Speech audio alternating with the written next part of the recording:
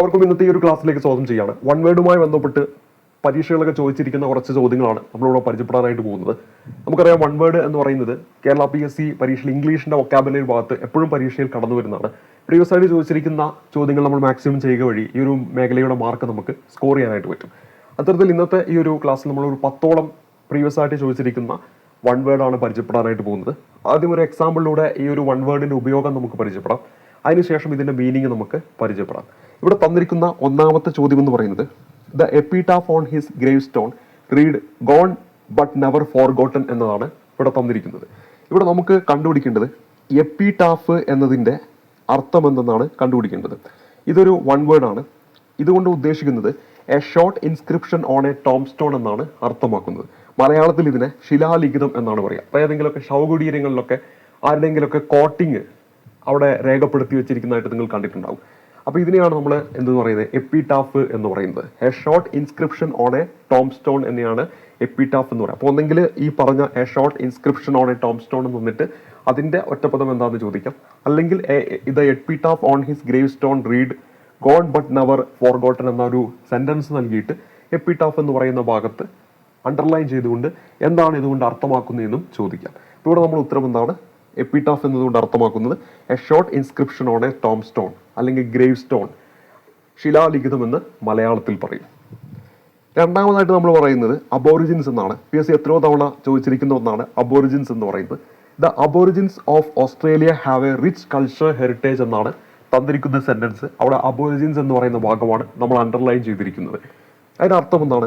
The original inhabitant of a place. ആദിവാസികൾ എന്നൊക്കെ പറയും. ആദിമനിവാസികൾ, ആദിവാസികൾ, ആ ഒരു സ്ഥലത്തെ യഥാർത്ഥത്തിൽ അവിടെ ജനിച്ചു വളർന്നയാണ്. അവരെയാണ് നമ്മൾ എന്തെന്ന് പറയുക? അബോറിജിൻസ് എന്ന് പറയുന്നത്. അപ്പോൾ അബോറിജിൻസ് എന്ന് പറഞ്ഞാൽ the original inhabitants of a place.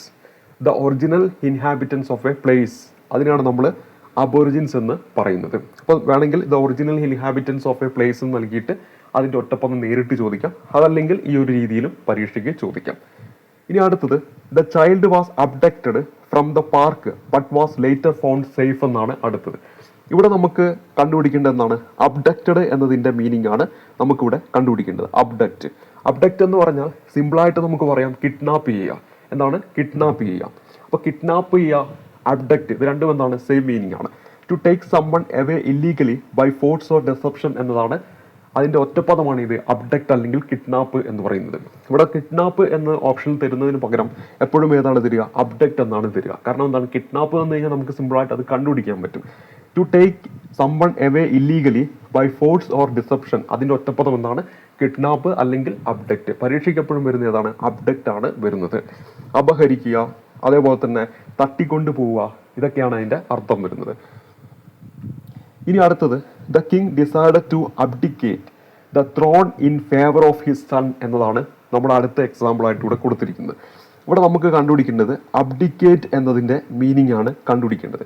അബ്ഡിക്കേറ്റ് എന്ന് പറഞ്ഞാൽ നമ്മളൊരു സ്ഥാനത്യാഗം ചെയ്യുക. ഇവിടെ ഇപ്പോൾ അദ്ദേഹത്തിൻ്റെ പുത്രന് വേണ്ടിയിട്ട് അദ്ദേഹം ആ ഒരു പദവിയിൽ നിന്ന് മാറുകയാണ്. അപ്പോൾ ഇവിടെ എന്താണ്? സ്ഥാനത്യാഗം ചെയ്യുക.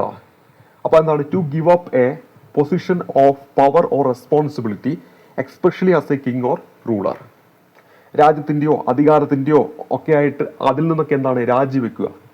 രാജപദവിയിൽ നിന്നോ അല്ലെങ്കിൽ അധികാരത്തിൽ നിന്നോ ഒക്കെ രാജിവെക്കുക, അല്ലെങ്കിൽ സ്ഥാനത്യാഗം ചെയ്യുക. അതിൻ്റെ ഒരു ഒറ്റപ്പദമാണ് എന്ത്? അബ്ഡിക്കേറ്റ് എന്ന് പറയുന്നത്. എന്താണ്? അബ്ഡിക്കേറ്റ് എന്ന് പറയുന്നത്. അടുത്തത് the government granted amnesty to political prisoners. ഇത് PSC പലപ്പോഴായിട്ട് ചോദിച്ചതാണ് ആംനസ്റ്റി എന്ന് പറയുന്നത്. ആംനസ്റ്റി എന്ന് പറഞ്ഞാൽ എ ജനറൽ പാർഡനിങ് എന്ന് നമുക്ക് പറയാം. പൊതുമാപ്പ് എന്ന് നമുക്ക് പറയാം. പൊതുമാപ്പ് കൊടുക്കുക. An official pardon for people who have been convicted of political offences. ഇപ്പം എന്തെങ്കിലും നമ്മളൊരു ഒഫൻസ് ചെയ്തിട്ടുണ്ടെങ്കിൽ നമുക്ക് പൊതുമാപ്പ് നൽകുക. ഇതിനെയാണ് നമ്മൾ എന്തെന്ന് പറയുന്നത്? ആംനസ്റ്റി എന്ന് പറയും. അപ്പോൾ എ ജനറൽ പാർഡനിങ്, അങ്ങനെ പരീക്ഷയ്ക്ക് ഡയറക്റ്റ് ചോദിക്കും. അതിൻ്റെ ഒറ്റപ്പദം എന്താണ്? ആംനസ്റ്റി എന്നാണ്. അടുത്തത് she published an anthology of modern short stories. അപ്പോൾ ഇവിടെ നമുക്ക് കണ്ടുപിടിക്കേണ്ടത് എന്താണ്? ആന്തോളജി എന്നതിൻ്റെ അതൊരു ഒറ്റപ്പദമാണ്. അതിൻ്റെ മീനിങ് ആണ് കണ്ടുപിടിക്കേണ്ടത്. A collection of poems, stories, songs or other literary വർക്ക്സിനെയാണ് നമ്മൾ ആന്തോളജി എന്ന് പറയുന്നത്. സാഹിത്യ സമാഹാരം അല്ലെങ്കിൽ കവിതാ സമാഹാരം അല്ലെങ്കിൽ കഥാസമാഹാരം എന്നൊക്കെ നമുക്ക് മലയാളത്തിൽ പറയാവുന്നതാണ്. അപ്പോൾ ആന്തോളജി ഓർത്തിരിക്കുക. ഇനി അടുത്തത് he is an amateur photographer who take picture as a hobby എന്നാണ് കൊടുത്തിരിക്കുന്നത്. ഇവിടെ അമച്ചർ എന്നതിന് a beginner or non expert എന്നൊരു മീനിങ് ഉണ്ട്. A person who engage in a activity for enjoyment rather than as a profession എന്നൊരു അർത്ഥമുണ്ട്. അതായത് നമ്മൾ ഒരു പ്രൊഫഷനായിട്ടല്ലാണ്ട് നമ്മളൊരു ഹോബി രൂപത്തിൽ നമ്മൾ എന്തെങ്കിലും ഒരു കാര്യം ചെയ്യുകയാണെങ്കിൽ, ഇപ്പോൾ ഇവിടെ ഒരു ഫോട്ടോഗ്രാഫറാണ്, അദ്ദേഹം പിക്ചേഴ്സ് ഒക്കെ എടുക്കുന്ന അദ്ദേഹം ഒരു ഹോബി ആയിട്ടാണ്, അതൊരു പണത്തിന് വേണ്ടി ഒന്നുമല്ല, മറിച്ച് ഒരു ഹോബി ആയിട്ടാണ് അദ്ദേഹം ഇവിടെ ചെയ്യുന്നത്. അപ്പോൾ ഈ ഒരു സെന്റൻസ് പ്രകാരം നമ്മുടെ അർത്ഥം എന്താണ്?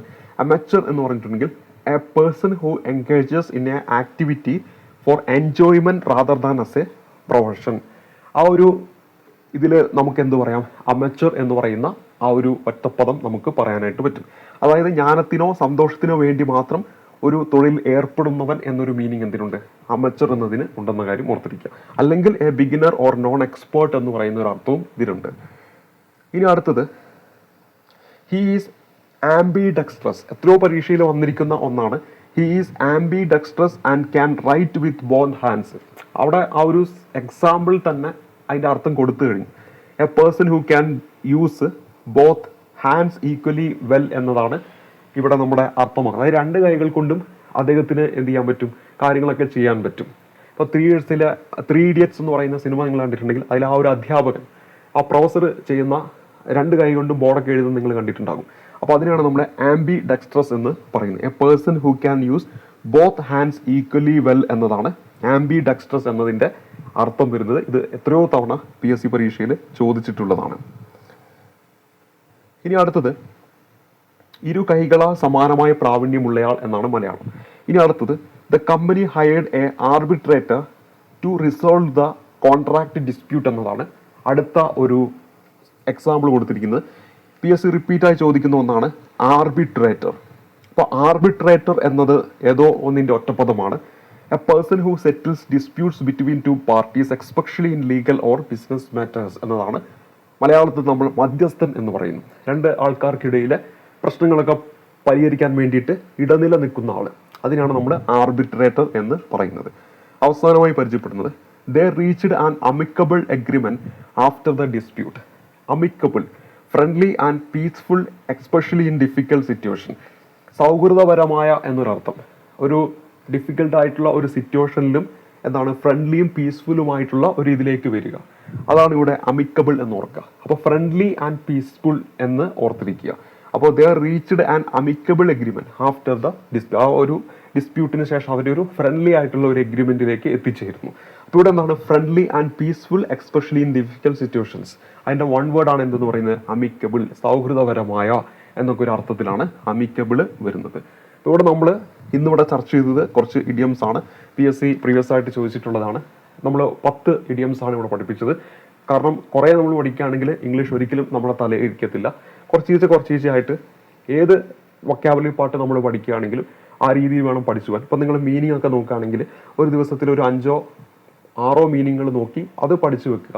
ഇല്ലെങ്കിൽ നിങ്ങളത് മറന്നുപോകും. പിന്നെ അടുത്ത ദിവസം വരുമ്പോൾ ഈ 6 നോക്കി റിവിഷൻ ചെയ്തിട്ട് തൊട്ടടുത്ത കുറച്ച് പുതിയതും കൂടെ പഠിച്ചു വെക്കുക. അങ്ങനെ നിങ്ങൾ ഓരോ ദിവസം കുറച്ചീച്ചയായിട്ട് പഠിച്ചു പോയാൽ തീർച്ചയായിട്ടും നമുക്ക് ഇനി വരാൻ പോകുന്ന ഡിഗ്രി ലെവൽ എക്സാം ആണെങ്കിലും ഇപ്പോൾ 10th ലെവൽ മെയിൻസ് ആണെങ്കിലും ഇനി നമ്മുടെ മറ്റ് എക്സാമ്പിൾ ഇപ്പം നമ്മുടെ higher secondary level lab assistant ആണെങ്കിലും CPN എക്സാം ആണെങ്കിലും ഏത് എക്സാം ആണെങ്കിലും ആ ഒരു സമയമാകുമ്പോഴേക്കും ഇംഗ്ലീഷ് എന്ന് പറയുന്ന ഭാഗം ഭദ്രമായിരിക്കും. അപ്പോൾ എന്തായാലും ഇംഗ്ലീഷ്, മലയാളം, അതേപോലെ തന്നെ കറണ്ട് അഫയേഴ്സ്, ഇത് മൂന്നും നല്ല രീതിയിൽ നോക്കണം. പിന്നെ മാത്സ്, ഈ ഒരു ഭാഗം നമ്മൾ നല്ല രീതിയിൽ സേഫ് ആക്കി വെച്ചിട്ടുണ്ടെങ്കിൽ പിന്നെ ബാക്കി ഭാഗം നമുക്ക് എന്ത് ചെയ്യാൻ പറ്റും? പഠിച്ചൊക്കെ തന്നെ ചെയ്യാൻ പറ്റും. പക്ഷേ ഈ ഒരു ഭാഗം നമ്മൾ ഒരു വട്ടം നല്ല രീതിയിലൊന്ന് സേഫ് ആക്കി വെച്ചാൽ പിന്നെ നിങ്ങൾ ഏത് പരീക്ഷ എഴുതുമ്പോഴും അതിൻ്റെ ഗുണം നിങ്ങളോടൊപ്പം ഉണ്ടാവും.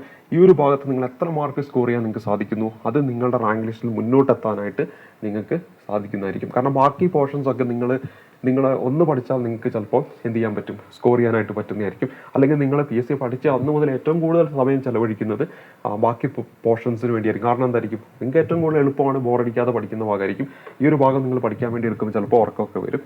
അപ്പോൾ ഈ ഒരു ഭാഗം നിങ്ങൾ എപ്പോഴാണോ സേഫ് ആക്കുന്നത് ആ സമയത്ത് നിങ്ങൾക്ക് തീർച്ചയായിട്ടും PSC എന്ന് പറയുന്ന ആ ഒരു സ്വപ്ന ലോകത്തേക്ക്, ആ ജോലിയിലേക്ക് നിങ്ങൾക്ക് എത്താൻ സാധിക്കുന്നതായിരിക്കും. അപ്പോൾ ഇന്ന് 10 വൺ വേർഡ്സ് പ്രീവിയസ് ആയിട്ട് ചോദിച്ചാണ് പരിചയപ്പെടുത്തിയത്. അപ്പോൾ അടുത്ത ക്ലാസ്സിൽ തുടർന്നുള്ള ഇതൊക്കെയായിട്ട് നമുക്ക് കണ്ടുമുട്ടാം. നന്ദി, നമസ്കാരം.